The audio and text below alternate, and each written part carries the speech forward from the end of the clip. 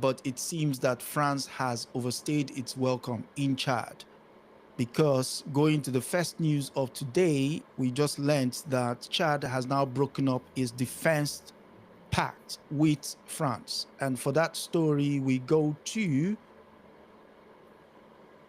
the AP, Associated Press, which reads, Chan ends a defense cooperation agreement with his former colonial ruler, France. The story is filed by Sam Menick. And it is, we read the lead, which says Dakar, Senegal AP. Chad's government said it's ending a defense cooperation agreement with France in order to redefine the national sovereignty from the former colonial ruler. The decision marks a historical turning point since the Central African nation gained independence more than 6 decades ago. It said its decision to end the agreement, which allows Chad to redefine its strategic partnership in line with national priorities. Before we delve in, what do you think that means? It means that the military ruler, Mahamat Idris Deby, Yep. The son of is watching what's happening in Niger, Burkina Faso, and Mali. Yeah, son of the former military ruler Idris Deby. Yep. Who was killed. When was it? Over a year now? 2 years? 2 years. 2 years, in fact. 2 years. Right. But it's, I don't know why they say it's such a historic turning point. I guess it's historic in the sense that when Mahamat succeeded his father, he was roundly endorsed by France, and Macron went there for a swearing in. That's so funny. Look at the contradiction. They talk about, excuse me, the coup belt in Africa, and how military rulers are undermining democracy, as if just having a civilian it changes anything is in itself democracy, right? Very funny definition. But they're saying the military are undermining civilian rule. And then he goes there and he sits right next to the new military ruler, Mahamat Deby. But what Mahamat has realized, and I think we discussed this in one of our earlier episodes, where I suggested that the situation in Niger, in Burkina Faso, and Mali, and I said even if any one of those military rulers had their own personal agenda for seizing power, it's not within their own hands anymore. The public are supporting military takeover so long as it also involves taking control of their sovereignty, kicking out French military forces and French control over their politics and the economy, and getting a better deal for their resources. That's what the people care about. And obviously, Chad cannot stand alone and say, oh no, we're going to continue with the old way of embracing neocolonialism and French control and French military forces present in our country. Because if you risk being overthrown by other officers, you know, younger officers who are also following what's transpiring in other West African countries, and they're perhaps eager to become a part of the new alliance of states of Niger, Burkina Faso, and Mali. So he may be doing it to save his own neck as well. But it also suggests to me that the military rulers in Gabon and Guinea are most likely facing the similar pressure. I would not be shocked in the next several weeks or months if we see a similar outcome in those two countries. Okay. So I would read further. It goes into, it says Chad was one of the last countries in the region where the French maintained a large military presence and have been ousted in recent years from Niger, Mali, and Burkina Faso, what you alluded to earlier, after years of fighting Islamic extremists along the regional troops, these countries have each closer to Russia, which has mercenaries deployed across the Sahel, the vast expanse below the Sahara. So you're thinking that it is both strategic, but also can you read into how the AP is spinning that story with the mentioning? Yeah, but it's not just the AP. The AP is just echoing Western political statements and agenda. Okay. You know, and to me, here's the bigger problem. The bigger problem is how European corporate media are very dangerous, right? Okay. You know, we talk about weapons of mass destruction. Weapons of mass destruction does not only involve destructive manufactured arms, correct? Yeah. You know, weapons of mass destruction or distraction can also be corporate media. You know, they're very dangerous because the most important thing is to have a conscious, well-informed public. Then they're able to protect themselves better, you see? That's always been my argument. Okay. And that's why I'm not a very big fan of much of the corporate media. Now, you talk about independent journalism, correct? Correct, yeah. But how independent are you if you're just parroting Western government agenda? You surrender your capacity to be critical. And we saw that with very disastrous outcomes in Libya. Yeah. You know, when even so-called independent media were they became cheerleaders, just cheering on the NATO aggression. And I'm sure some of them now may have some regret because look at where Libya is now. You know, they were uncritical in covering the NATO, US, French, and British war on Libya and the destruction of the Libyan state. So now here is that what these military governments are doing, they're jeopardizing the safety of the citizens of their countries because they're displacing the French military presence and bringing the Russian mercenaries instead. Okay. So they're implying that the war against the quote-unquote jihadists had been successful when the French or the US were there. And of course, the answer is no. So how is that not mentioned in a story when you're discussing French forces, US forces, Russian forces, and the fight against the quote-unquote jihadis? You're not mentioning the possibility that because there's been no significant advance or success while the French and the Americans are there, so perhaps these guys just want to try something different. Is that not logical? It is logical. So why would you not include something logical like that?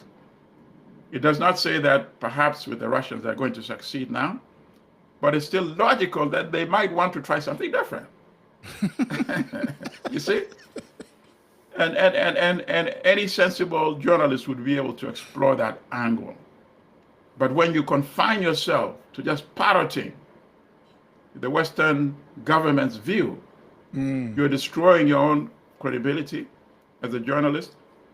You are providing a disservice to the reading public by giving them insufficient information.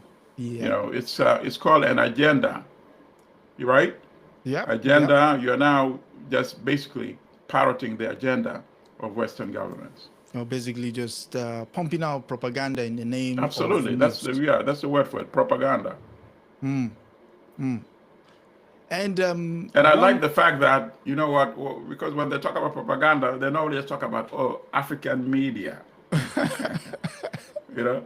Oh, wait, the AP, the BBC, CNN, New York Times? No. Oh, no, we're sophisticated. Journalists, we only stick to the facts. Complete nonsense. And that is why we need more shows like this so we can deconstruct their hypocrisy. Yes, yes. We call on more voices to the village square, because the more voices you have, the more it reverberates around. And it's not just, it's not about sitting on the throne. It's about echoing the thoughts of 1.4 billion at the moment and counting. So speaking of echoing the thoughts of 1.4 billion, we go for our next story from the Telegraph. And this time it's about Eid, which is about that time of Christmas. Or as they will say, do they know it's Christmas in Africa? So the story comes from the Daily Telegraph, and it's titled Ed Sheeran, I Wish I Wasn't on the new Band Aid song. The singer performed on Do They Know It's Christmas in 2014, and his voice has been used on a new version to mark 40 years since Band Aid. And the story goes, it's filed in by Anita Singh. Ed Sheeran is unhappy his vocals have been used on a Band Aid 40 anniversary single, suggesting the initiative perpetuates damaging stereotypes of Africa. However, Ed Sheeran said in a post on Instagram, my approval wasn't sought on this new Band Aid 40 release. And had I had the choice, I would have respectfully declined the use of my vocals. A decade on, and my understanding of the narrative associated with this has changed. This is just my personal stance. I'm hoping it's a forward-looking one. Love to all, he says. Now, why is that important? He linked to a post in which Fuse ODG, that's a Ghanaian British rapper, real name Richard Abiona. 10 years ago, I refused to participate in Band Aid because I recognize the harm initiatives like this inflicts on Africa. While they may generate sympathy and donations, they perpetuate damaging stereotypes that stifles Africa's economic growth, tourism, and investment, ultimately costing the continent trillions, destroying its dignity, pride, and identity. By showcasing dehumanizing imagery, these initiatives fuel pity rather than partnership, discouraging meaningful engagement. Your take on this new problem, as they will say? No, actually, it's not a problem. I like it. It's an awakening. Okay. I really respect this musician whom I'm not that familiar with. But I always really have profound respect for any European person anywhere in the world, whether European in Europe or European in the United States, to acknowledge that they had a false media created image of Africa, and to say that they've now learned. We need more people like him speaking out to convince other Europeans to go through that process as well. Okay. This is profound. This is a person who needs, I hope he writes an op-ed about his transformation. The quotes that he delivered is very powerful, because here's part of the problem. The problem is that Europeans, even the ones who want to be good and mean well, they've been fed so much propaganda of demonization that even when they discover that what they thought they knew was false, number one, they're reluctant to admit it, you see? Because it involves re-examining a lot of the past, correct? And admitting that much of my knowledge when it comes to Africa, African descendants, is misinformed. And if I acknowledge that, then of course I have to change some of my conduct and beliefs, toward them. That's the first part. The second part is that many Europeans find it difficult to accept that they can learn anything from an African. So that's why it's very bold for this artist, this musician, to admit that he was schooled by a Ghanaian artist. And when you read the quotes, These are very powerful quotes from a Ghanaian artist who is obviously very conscious and knows the impact of the distortion of the perception of Africa in the Western world. So kudos and much congratulations to both of them. The European who's willing to learn, and the African from Ghana who has taught this European. I have much respect for both of them. Okay, I want to also add... And the final point I would like to to add is that I would like to see more of this kind of dynamics in different situations. We should not leave it only for the artists. We should leave it for Africans and Europeans in various different professions to come out and say, this is what I learned and this is what I taught. And truly, that is how we create a better world. When more people like that, like these two, are willing to be involved in that type of engagement and then reveal it to the rest of the world. Yes. And speaking of engagement, I want to read from a certain book titled Manufacturing Hate, How Africa Was Demonized in the Western Media, to show where that sort of imagery, like he said, showcasing dehumanizing imagery, comes from. It's an epigraph from chapter 4 of the book, Africa's Alleged Docility. And it reads, their heads are of distinctively lower type, eyes dull and muddy, jaws somewhat prognathous, mouth unpleasantly large, and lips thick, projecting and everted. They were in fact true Negroes. Those were the words of Joseph Thompson, a so-called explorer, writing about the Wakaviungo in Maasai land, which is today will be between Kenya and Tanzania. And one more from the book. Hold on, one more from the book.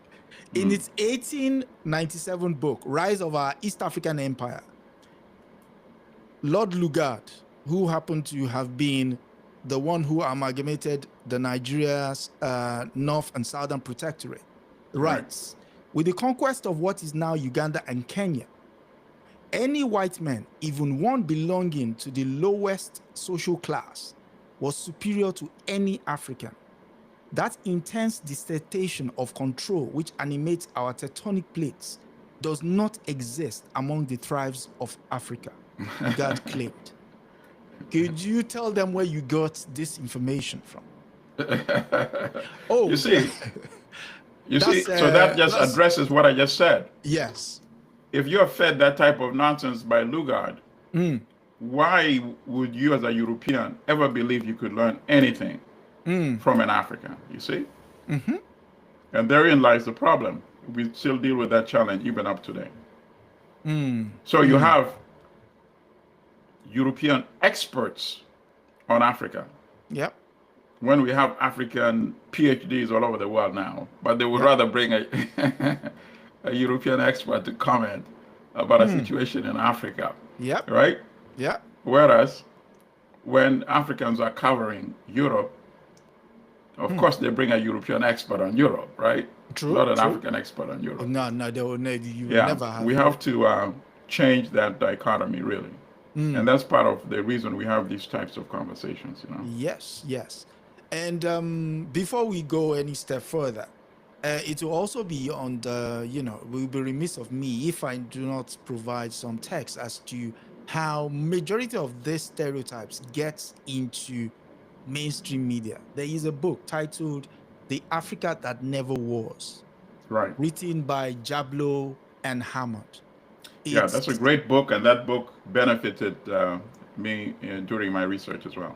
Yeah, so I got the book on when I was looking through when I went through the reference points of how you got your information. I was like, okay, we need to get that. So that book is essentially talking about 500 years of British writing about Africa, the demonization.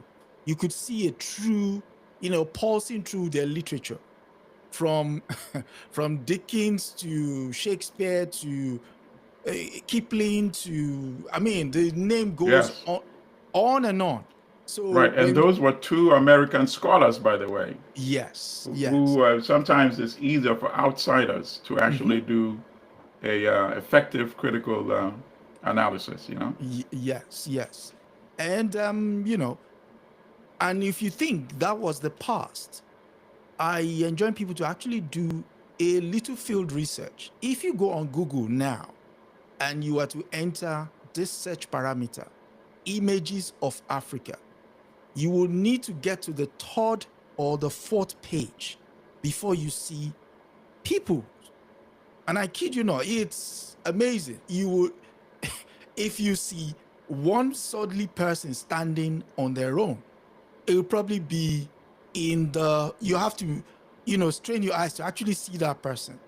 That is how wild the perpetuation of that negative stereotype about Africa is. The misinformation is deeply troubling. Yeah, going to say. and but it also speaks to another thing, because the deep-seated malice, and the malice was not just because out of pure hatred. It was pure hatred combined with economic agenda. You see, you had to demonize people that you were going to colonize, people you're going to enslave, and that is the main reason behind it. That I want people never to forget that. There's always an economic agenda behind it. And because Africans were not in the business of going to Europe to colonize, to enslave, if they'd done that and used the same model, they would have depicted, they would have gone to find the Europeans that they want to depict as representing the image of Europe and Europeans. And they would do it in the same malicious manner in which Europeans did with regard to Africa. And so there's an agenda behind it. It became an industry, in fact. In fact, in my book, there's one British explorer, so-called explorer, who told another one that, you should go to Africa and come back and write a book about your many conflicts, with the tribes, etc., etc. Yeah, and that is why I call it manufacturing hate, because there was an agenda behind it. He's telling another European, what to write about, even before he went and engaged in any one of those activities, And he said the book would sell quite well. You see? And yes, could you also speak to the aid industry in Africa? I mean, we're talking about what perpetuates it, but the aid industry itself. Thank you for that question. Yeah. I really detest it because, number one, there's no aid coming from the West to Africa. It is the other way around. But the thing is, when they send their so-called aid, it is announced the dollar amount, etc., etc. When ours is sent to Europe, to the United States, to Japan, to China, it is not announced that way because it's basically stolen resources. Yeah. Right? Yeah. Yes, correct. Gold has value. Diamond has value. Coltan, cobalt, uranium, you name it. Right? Diamonds, bauxite, right? You name it. Gas, petroleum. So now it's only petroleum, perhaps that's a bit different because of OPEC. But when it comes to all other resources, right? Yeah. Basically, Africans are getting nothing for those resources. So they're being robbed in two ways. They're being robbed when the resources are taken practically for nothing. They're not getting anything close to the real value for it, because if they were, most of those countries would have a higher standard of income, correct? Yeah. Or at least revenue stream. That's number one. Then number two, they're getting robbed a second way. Since they've been prevented from industrializing, they buy all the manufactured products at exponentially greater prices relative to what they sell. So whether it's a smartphone, a computer, automobile, pharmaceuticals for the hospitals, anything produced from a factory. Even worse thing about it is that things that they can produce in Africa, they also import. They import bottled water. They import clothing, even though they produce cotton and they can make their own clothes, right? They import toothpaste. They import toothbrushes. The most nonsensical items that can be produced in Africa, right? So that's the second way in which they are robbed. And then also, but perhaps the biggest way actually that they're robbed is the damage that's been done to their mind. The mind is so damaged that they don't believe they can change this arrangement that continues to rob them. Then occasionally when a mind that is liberated, like a Thomas Sankara, comes forward, they make sure to liquidate him very quickly. Patrice Lumumba comes forward, liquidate. Kwame Nkrumah comes forward, liquidate, overthrow him. And these are Africans who are saying the same things. We can do it for ourselves. We can produce all these things. We can demand better prices for our resources. We can industrialize and stop importing the manufactured stuff that we can manufacture right here in Africa. You see? And part of it goes to the media that we discussed earlier. The purpose of the demonization is for financial reasons, for profit, for economic motives. It's not because, I just hate black. I hate Africans. I can't stand that. No, that is largely a fiction maintained to justify the profits and financial gains,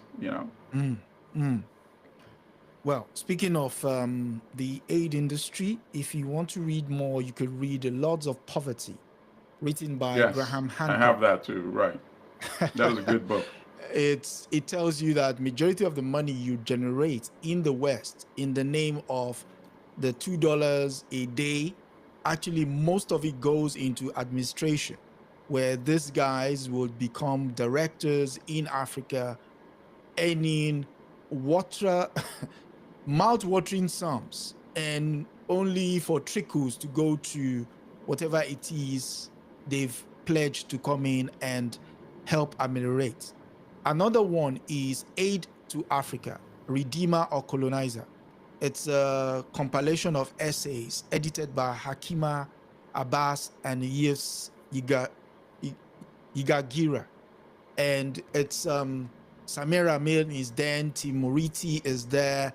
I mean, the big African writers basically telling you it's a scam, in not so blatant words, but essentially it's a scam. And I like the fact that now we have artists, musicians talking about that, because they have a way of reaching young people in a much more effective way. So in fact, I'm very eager to engage directly with these two artists, the Ghanaian and the British guy. The Ghanaian British, rather. So it's Ed Sheeran. Ed Sheeran is the British singer, and Fus, ODGB, is the name of the Ghanaian, but his real name is Nana Richard Abiona. And speaking of reaching out and making amends, France, for our next story, we go to Senegal. The news comes from AP. For the first time, France Macron calls 1944 killing of West African troops by French a massacre. And the story is filed in by Monica Prochek and Sylvia Colbert. Dakar, Senegal, AP. French President Emmanuel Macron on Thursday for the first time recognized the killing of West African soldiers by the French army in 1944 as a massacre in a letter addressed to the Senegalese authorities. Macron's move on the eve of the 80th anniversary of the World War II killings in Tiroya, a fishing village on the outskirts of the Senegalese capital of Dakar, comes as France influence is declining in the region, with Paris losing its sway in the former French colonies in West Africa. Between 35 and 400 West African soldiers who fought for the French in Battle of France in 1940 were killed on December 1st, 1944 by French soldiers after what the French described as a mutiny over unpaid wages. The West Africans were members of the unit called Terreal Senegalese, a corps of colonial infantry in the French army. According to historians, there are disputes over unpaid wages in the days before the massacre. On December 1st, French troops turned on the French African soldiers, mostly unarmed, and shot and killed them. What do you think? Before my thoughts. All right. There are many important things here. Number one, by officially acknowledging this, obviously, compensation must follow. And I'm sure that will be discussed, right? Hopefully. For the descendants. No, I think so, because otherwise it's meaningless. They've already opened themselves up to liability and obligations. Okay. The reason why they've not done so is because they were not ready to discuss compensation. So it suggests to me that they're ready to discuss some sort of compensation now. Yeah, I mean, obviously he's not an ignorant person. This is a person who, the French president, is a person that has background in finance and economics. He's an economist, I believe.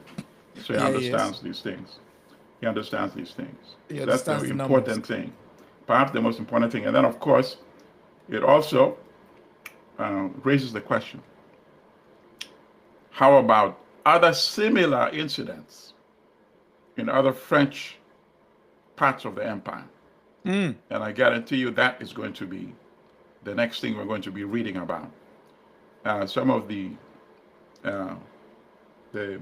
massacres, and I don't know how that has been dealt and resolved during the Algerian War, right?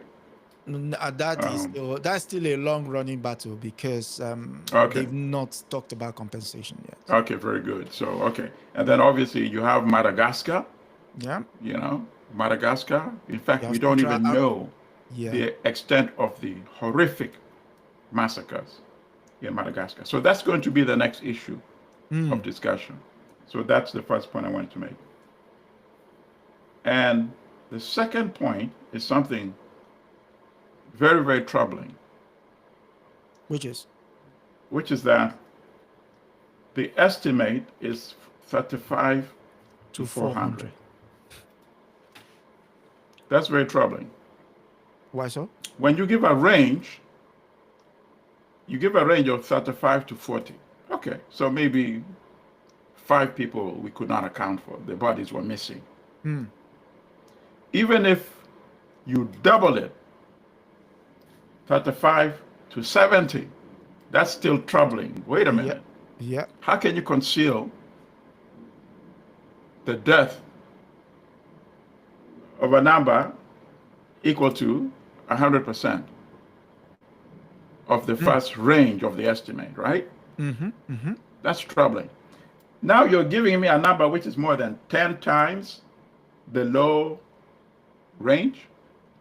35 to 400. How do you even come up with a range like that? Think about it. I say, if somebody dropped a bomb into the city, so the estimate of people who perished, maybe from 80 to 100, right? Yeah. Okay. 80 to 90. When they double it 80 to 160, you're like, wait, something is missing here. If they say 80 to 1,000, which is comparable to 35 to 400. 400, yeah. No. Something is seriously wrong here. So you think they're trying to downplay the number or protect themselves against No, even worse than that.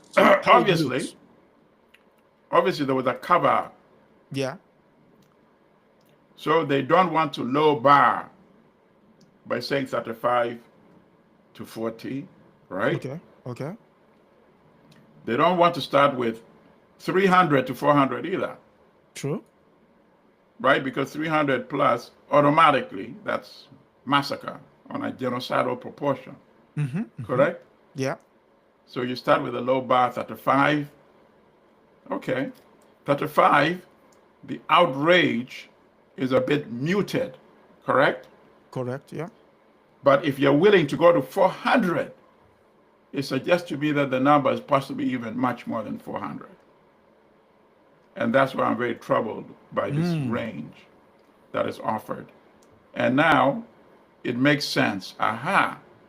Not only have you been suppressing it because you are afraid of opening Pandora's box, but you also suppress it because you wanted to protect the people who were responsible at the time that that thing happened by downplaying the magnitude of this horrific thing. But I was always convinced that it must have been very horrific. After all, Ousmane Sembène made a brilliant film. Yeah, brilliant film.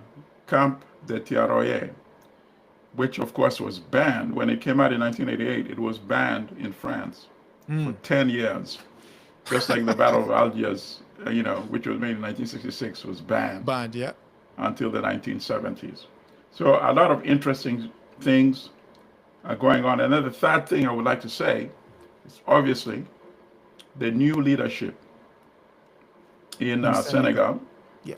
Very responsible leadership is asking questions. And then I have one other point after that. It's changed the dynamics in the relationship between Senegal and France. And obviously, to the benefit of Senegal, right? Senegal wants to end this neocolonial exploitation.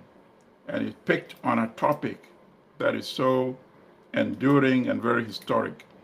And I really appreciate the fact that Senegal, because it's not really France initiating it. True. It's France responding and trying to sort of preempt what Senegal is going to find out, because Senegal has appointed a commission with an eminent historian, Senegalese historian, to look at the facts of this incident that happened shortly after World War II. One final question with regards to that. It's also important to know that Senegal is also thinking of expelling French troops from this base. Could that also be a way of softening their stance? I.e., okay, we've acknowledged a historical wrongdoing. Can we be allowed to stay? Because I don't think that will happen. I think it will be too contradictory. The most obvious symbolic evidence of neocolonialism is to have foreign troops in your country. So I think you can't have the correct politics while you have that, It would be like a huge, pimple right on the middle of your nose, And that people would be talking to you, and they can't avoid focusing on that, huge pimple. Yeah, it's one of the most inconvenient pimples, the one sitting on your nose and the one sitting on the corner of your lips, That's what it would be like for them. So I think they will go all the way. They will do it, but obviously they're doing it in a non-confrontational way. Yeah. And that's the difference between how they're doing it. Almost, forcing the French hand to say, it's obvious, you're the sad people we can see. So, right. Well, speaking of, you mentioned neocolonialism. Speaking of neocolonialism, we go to Angola for our next story, and which comes from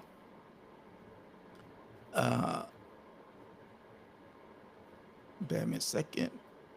Yeah, comes from the Money paper, the Financial Times, and it reads: Angola removes sanctioned Alrosa from its diamond mines ahead of U.S. visit.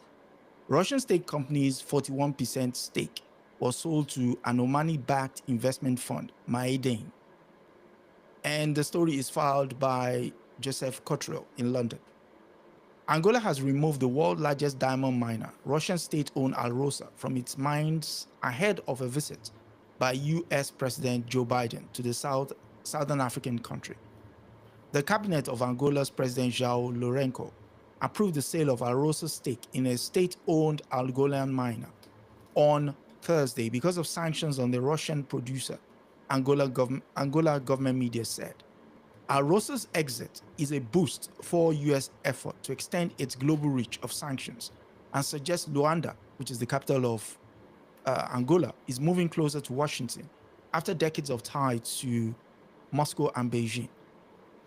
Oil-rich Angola is a significant exporter of crude to China and is also Beijing's biggest borrower in Africa. While its ruling MPLA party was a Soviet ally during the Cold War, under Loreco, Angola has won U.S. backing for a rail corridor to transport copper from mines in the Democratic Republic of Congo and Zambia to the country's ports. Biden's visits next week will be the first by a U.S. president. Interesting. Chess moves. What say you, sir? Oh, okay. Well, I mean, obviously the timing. I think had the Angolans been confident that Biden was going to be reelected, obviously when you have something like having the Russians sell off their stake in the industry, it's something that probably started a while ago. It's not new, correct? Yep. So it really has nothing to do with the fact that Biden is going to be visiting. It had primarily with the fact that because of the sanctions against Russia by the US and by the EU, Angola was concerned that it might be exposed to some sort of not direct but indirect sanctions as well. Yeah. And obviously, it also limited their capability of selling diamonds to the international market. But there's going to be dramatic change. Oh. Trump is going to force Ukraine to settle with Russia. Ukraine, at least under Trump, is not going to regain the territory that Russia has now annexed. Or even occupied. The one they annexed, I knew that one they were not going to get. But the one they're currently occupied, I don't know what's going to happen with that. You know, that might be part of the negotiation that, okay, the U.S., that Trump administration would say, we're willing to broker a deal where the Russians would keep the territory already annexed, but they should return the territory currently occupied. And so we're talking Crimea. Are we talking Crimea or the area in what's it called? The name escapes me now. No, I'm talking about the ones that in the current conflict they've extended. Yeah. Right. Okay. Absolutely. Okay. Right. Not the ones they've already been administering. That one, I don't think is even going to be on the table. You know. Well, it'll be on the table in the sense that the Russians will keep that. And I'm saying this not because this is my position. I'm saying this because of the statements that Trump has been making. Okay. So I'm reading his mind. Definitely, the Russians are going to benefit from a Trump administration in this conflict with Ukraine. Trump was complaining throughout in terms of the amount of money and weapons that the United States had been sending to Ukraine. Yeah. You know, he said that Zelensky is the world's best salesman. Every time he comes to the U.S., he walks back home with billions of dollars of our money. Wow. Anybody can research and look that. True. Trump said that many, many times. So, and his son, you know, tweeted a few days ago that, you know, the countdown has begun to when your allowance is going to be cut off. That's what he was telling Zelensky. This is the president's son, the incoming president's son, saying that. It's almost like. So in other words, Ukraine is going to have no choice but to settle with Russia.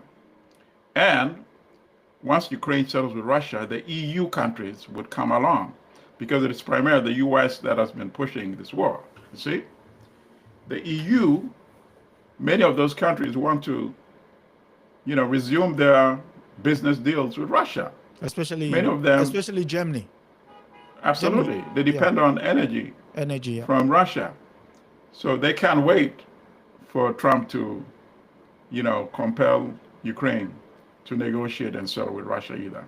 And I say all this to suggest that this would then affect Angola as well.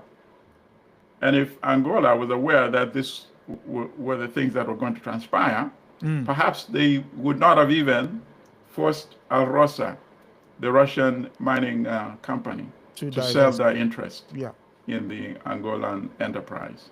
That's what I wanted to suggest. Okay, so if that were the case, in terms of Angola's situation now with Russia, with Beijing, quote unquote, with the incoming administration, where does that put the issue of sanctions on the former president's daughter, the story we did last week? The president of who? The Dos Santos' daughter, who is being sanctioned by the British. Oh, no, that's not affected. Trump is not going to get involved in that. So you don't think he will cut a deal? Oh, no, because, she stole substantial resources, allegedly. If those resources can be traced, Angola would like to have that money, back. The only sense that, back in the day, you had some leeway in bargaining.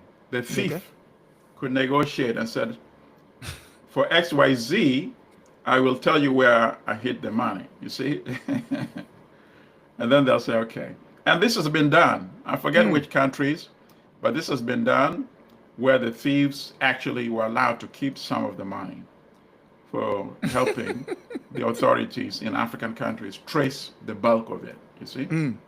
Okay, show us, help us retrieve it, you keep 5%, return 95% to the government, right? But nowadays, that deal is off the table because now it's even hard to hide stolen money in Swiss banks. You have the offshore banks, of course, you have that. But now you have, the U.S. and basically with Angola having, good relations. Yeah. They can put pressure on a lot of those, havens that people used to hide money to. So speaking of havens and potential sticking points, we go to Mauritius for our next and final story. And it's essentially from the money paper, Financial Times, and it reads, Mauritius raised concern about UK's plan to cede sovereignty over Chagwan's Island. And for those who are not familiar, this island was a group of islands in the sea, all called in total about 60 islands, and one of which is one of the biggest military bases that the United States and the UK, operates in the Indian Ocean.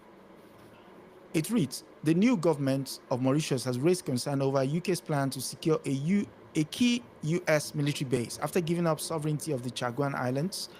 People familiar with the thinking said, British Prime Minister Sir Keir Starmer is seeking to finalize a long-term lease over the Diego Garcia base on the Indian Ocean Islands after a deal to relinquish control was agreed with previous Mauritian leader last month. However, since then, Mauritius opposition party has won power in a landslide election, forcing a new government led by Navin Ragulam, who previously called the deal high treason. The sticking point is the new administration is set to debate concern about the deal, including length of the 99-year lease and the UK's right to renew it in the coming weeks. After meeting Powell, Ragulan said he needed more time to study details of the agreement struck by his predecessor Prashri Jugnauth with legal advisors. What do you think will happen here? I mean, I can understand his concerns, but I also see a downside to the holding out. I mean, I'm looking out for the people now. Well, it's still not clear to me what the new incoming the new government in Mauritius wants, Okay, for them, it's the 90 What are they year, mainly, their why consent. are they opposing this deal? Okay, What are the so elements that they don't it's like the two most? it's two prong actually. One, it's the issue of the length of the lease and the sums involved, because they The amount think, they're going to be paid. yes, because they think they're owed some back payments. Right. And also the sticking point is you cannot just write 99 years and get us to sign it off. Right. Yeah. Okay. Well, they seem to be legitimate concerns. Okay. But now, what side will the U.S. Go with? There's the whole question. Yes. Good question. Good question. The U.S. has what, a 99-year lease on Guantanamo Bay. Yep. So it's not like they're unfamiliar with wanting those kind of, extortionist long-term leases. Then on the other hand, if Trump is an isolationist, what does that mean for? Yeah, but the U.S. has vital interest in the region too. Okay. So his generals can convince him that, for military purposes, for national security, this isn't just like slapping tariffs on China and Mexico and Canada, which is a different thing, which of course is going to have some issues with. Yeah, true. As well, coming from businesses, who are afraid of because you're going to be basically, businesses, they're never harmed, because what they do is they shift the burden on the consumers, right?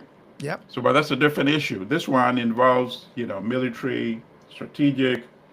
On the one hand, I mean, I can see why, if the incoming government think they can get a better deal, Yeah. then they should go for it, you see? Okay. But on the other hand, if they are government today, right? Any deals that they make and they put their signature to should be honored, which means the previous government that put their signature on that deal, Basically, that deal should be honored as well. Okay. Okay. And if it came to international arbitration, I think the British would probably prevail and say a legitimate government signed off on this. And we ratified it. Okay. I imagine the legitimate government at the time in Mauritius also had it ratified. That's not mentioned in the article, but I presume it did.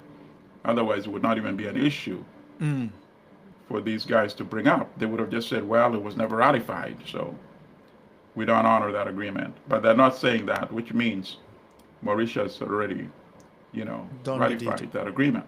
Yep. And, when it comes to international issues like this, it's going to be difficult to get it reversed unless you can show and have the evidence of some sinister activities that went on and allow this deal to be signed, which you are claiming is harmful to the country's interests, and then you produce that evidence, then I can see how you can take this to, International Court of Justice, I mean, I agree with that line in the sense that for the issue to even have a reason is because the UK then decided, there was a humanitarian ground to allow people back on the island and to give the island back. For you now to hold up on the basis of the length of a lease and possible remuneration would not paint the opposition government in good light. I mean, yes, you have a mandate from the people to deal on their behalf, but it will also be, counterproductive, image-wise. On the other hand, yeah, the British might, be willing to say, okay, if they want more money, we can throw in a little extra thing. And that part of the deal, and I imagine nobody would refuse, more money. If the British say that particular aspect of the deal, we are willing to take a look at, but the lease, we are not willing to take a look at, and that's already been signed. But the money thing, I think we're able to address, a few more £1 billion here and there. Yeah, because I think the UK government would be, because, I mean, it's been a long-running saga. The issue of the people who were displaced, the nature of how Correct. they were displaced, Right. And you notice the this story does not even cover that. They didn't even mention that. You see? yes. So that in itself, the government will want to see the end of the saga. So I think they won't balk at the idea of just topping up any difference that the present government might want to bring up. Right. So yes, speaking of bringing off, we come up to the end of another episode of African News Review, and we hope you've all enjoyed it. If this is your first time here, do like, share, and subscribe to the channel. We're hoping to get to 1,000 by the turn of the year. But that said, all we can ask is each one bring one. We're aiming to give voice to stories in the media, deconstruct them, as we've done this last 5 stories and as we've done a couple of weeks back. You can watch all the back episodes on this channel.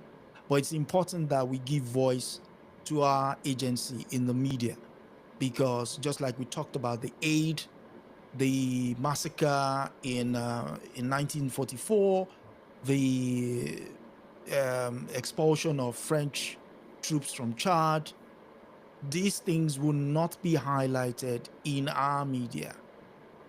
Why? Because it doesn't pay them to show themselves in bad light. So they have to spin the story, make you the passive, and almost as if they're doing you charity. And we've all learned of how charity is, skewed when it comes to the African setup. So again, I thank Comrade Milton Allimadi for coming through once again. And yes, sir. Final words? Liberate your mind, fellow Africans. Liberate the mind, and you'll see the amazing things we'll do to transform our beloved continent. Yes. From me, I'll go with the words of Chinua Achebe, who said, stories are always stories are always innocent, but depending on who is holding the story, it's usually one of dispossession. And as you've seen the series of our stories here, it's always wanting to paint a bad light of who we are in order to take what we have, and in some cases, make us just disappear. So thank you all for coming through. Again, until next week, it is good night for now. And Brother Milton? A luta continua. Victoria Seta. And thank you for coming through. Thank you, sir.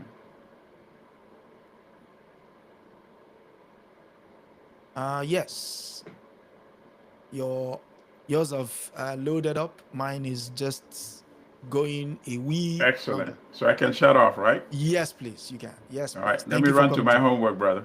Okay, sir. Okay, sir. Okay. A luta continua. Victoria Seta.